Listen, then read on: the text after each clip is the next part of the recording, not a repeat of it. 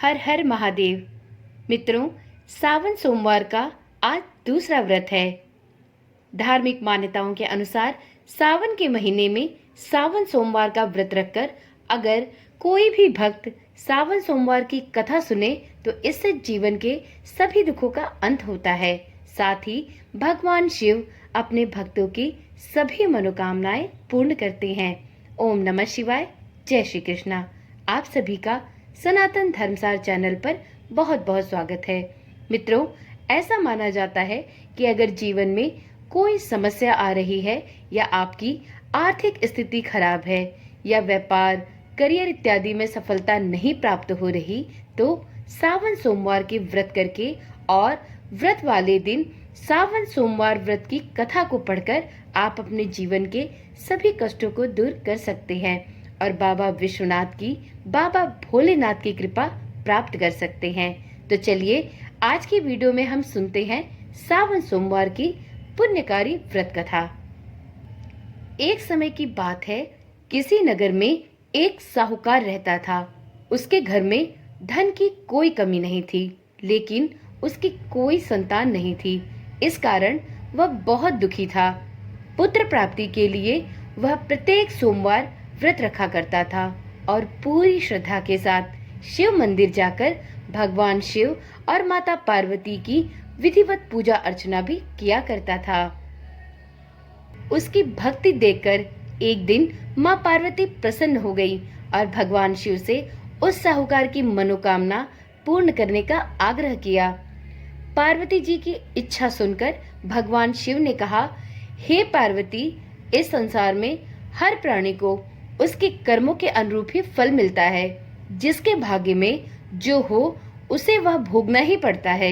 लेकिन पार्वती जी ने साहूकार की भक्ति का मान रखने के लिए उसकी मनोकामना पूर्ण करने की इच्छा जताई।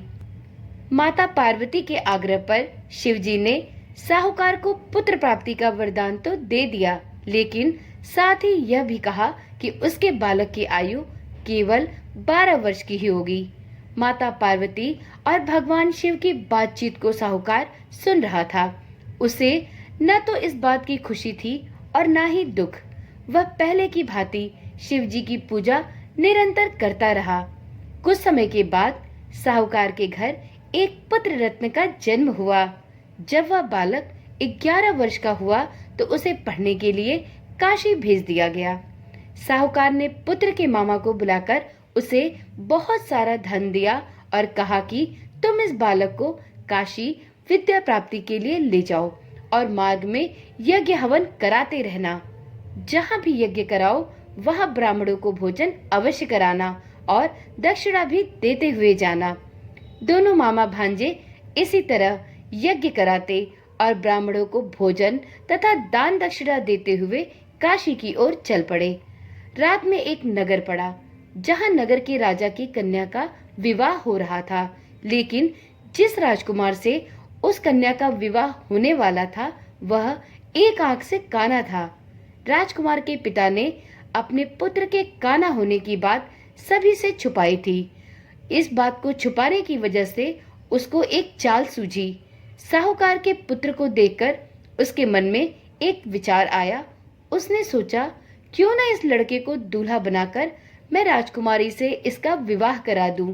विवाह के बाद इसको ढेर सारा धन देकर विदा कर दूंगा और राजकुमारी को अपने नगर ले जाऊंगा। लड़के को दूल्हे के वस्त्र पहनाकर राजकुमारी से उस राजा ने अपने पुत्र का विवाह तो करा दिया, लेकिन साहूकार का पुत्र बहुत ही ईमानदार था। उसे यह बात न्याय संगत नहीं लगी। उसने अवसर पाकर राजकुमारी की चुन्नी के पल्ले पर लिखा कि तुम्हारा विवाह तो मेरे साथ हुआ है, लेकिन जिस राजकुमार के संग तुम्हें भेजा जाएगा वह एक आंख से काना है और मैं काशी पढ़ने के लिए जा रहा हूँ। जब राजकुमारी ने चुन्नी पर लिखी बातें पढ़ी तो उसने अपने माता पिता को यह बात बताई। राजा ने अपनी पुत्री को विदा नहीं किया, जिससे बारात वापस लौट गई। दूसरी ओर साहूकार का लड़का और उसका मामा काशी पहुंच गए। वहां जाकर उन्होंने यज्ञ किया। जिस दिन लड़के की आयु 12 साल की हुई उस दिन यह यज्ञ रखा गया। लड़के ने अपने मामा से कहा कि मेरी तबीयत कुछ ठीक नहीं लग रही। मामा ने कहा कि तुम अंदर जाकर सो जाओ। शिवजी के वरदान अनुसार कुछ ही देर में उस बालक के प्राण निकल गए। मृत भांजे को देख उसके मामा ने विलाप शुरू किया। संयोगवश उसी समय शिवजी और माता पार्वती उधर से जा रहे थे। पार्वती माँ ने भगवान शिव से कहा, स्वामी, मुझे इसके रोने के स्वर सहन नहीं हो रहे। आप इस व्यक्ति के कष्ट को अवश्य दूर करें। जब शिवजी मृत बालक के समीप गए तो वह बोले कि यह उसी साहूकार का पुत्र है जिसे मैंने 12 वर्ष की आयु का वरदान दिया था। अब इसकी आयु पूर्ण हो चुकी है। लेकिन मातृभाव से विभोर माता पार्वती ने कहा कि हे महादेव, आप इस बालक को और आयु देने की कृपा करें, अन्यथा इसके वियोग में इसके माता पिता भी तड़प तड़प कर मर जाएंगे। अब माता पार्वती के आग्रह पर भगवान शिव ने उस लड़के को जीवित होने का वरदान दिया। शिव जी की कृपा से वह लड़का पुनः जीवित हो गया। शिक्षा समाप्त करके लड़का मामा के साथ अपने नगर की ओर चल दिया। दोनों चलते हुए उसी नगर में पहुंचे जहां उसका विवाह हुआ था। उस नगर में भी उन्होंने एक यज्ञ का आयोजन किया। उस लड़के के ससुर ने उसे पहचान लिया और महल में ले जाकर उनकी बहुत अच्छे से खातिरदारी की और अपनी पुत्री को उस लड़के के साथ विदा किया। इधर साहूकार और उसकी पत्नी भूखे प्यासे रहकर अपने बेटे की प्रतीक्षा कर रहे थे। उन्होंने प्रण कर रखा था कि यदि उन्हें अपने बेटे की मृत्यु का समाचार मिला तो वह भी प्राण त्याग देंगे, परंतु अपने बेटे के जीवित होने का समाचार पाकर वह बेहद प्रसन्न हुए। उसी रात भगवान शिव ने व्यापारी के स्वप्न में आकर कहा, हे श्रेष्ठी, मैंने तेरे सोमवार के व्रत करने और व्रत की कथा सुनने से प्रसन्न होकर तेरे पुत्र को लंबी आयु प्रदान की है। इसी प्रकार जो कोई व्यक्ति सोमवार का व्रत करेगा या सावन सोमवार का व्रत करेगा, व्रत के उपरांत व्रत की कथा को सुनेगा और संपूर्ण परिवार को इस कथा को सुनाएगा, उसके सभी कष्टों को मैं दूर करूंगा और उसकी समस्त मनोकामनाएं भी मेरे द्वारा पूर्ण की जाएंगी। तो एक बार प्रेम से बोलिए, हर हर महादेव। माता पार्वती की जय। मित्रों, सावन के सोमवार की पूजन विधि बहुत ही सरल और आसान है। सावन के सोमवार स्नान आदि के बाद शिव जी के मंदिर जाएं। मंदिर घर से नंगे पैर जाएं और घर से ही लोटे में जल भर कर ले जाएं।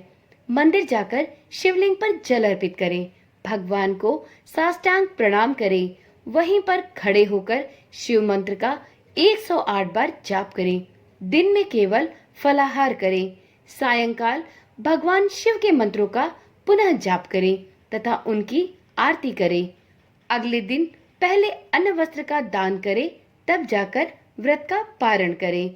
इस प्रकार से सावन के सोमवार का व्रत करने से किसी भी जातक की सभी मनोकामनाएं भगवान शिव और माता पार्वती के द्वारा पूर्ण की जाती है।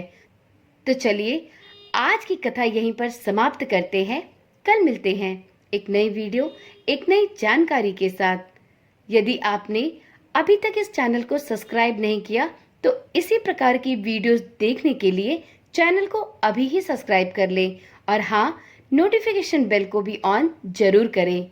ओम नमः शिवाय। जय श्री कृष्णा। राधे राधे।